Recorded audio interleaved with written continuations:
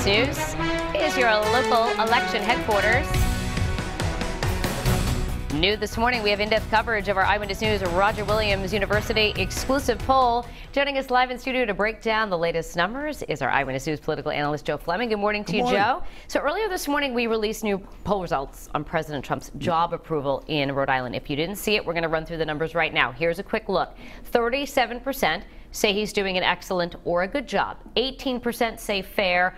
44% say the president is doing a poor job. So at first glance, not great numbers, but Joe, you're saying this is actually an improvement for him. It is an improvement. Back in February when we did our poll, he was receiving 29% excellent or good job rating and about a 53% poor job rating. So his numbers have gone up in Rhode Island.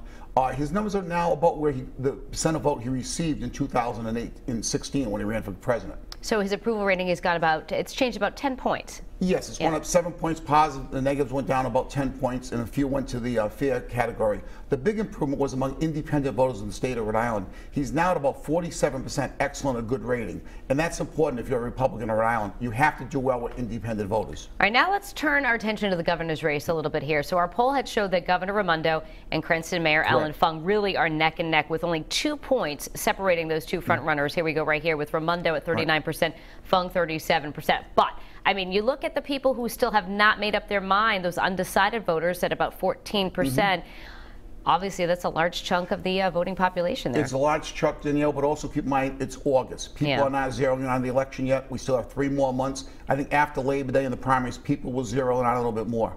This race has not moved since our February survey. We had about a 2-point spread back then, so still about the same. I really believe the voters in Rhode Island will start to zero in after the primaries. All right, you and I were talking off camera a short time ago. It is summer, so people may or may not really be paying attention, because it is summer. But you have Governor Raimondo, who spent $1 million on campaign ads. I mean, they're out there. We've seen them.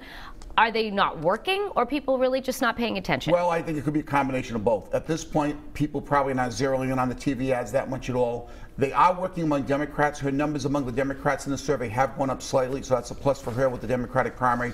However, I think they were hoping to get a bigger bang for their buck, spending $1 million on TV during the summer. The poll shows it hasn't moved the numbers at all.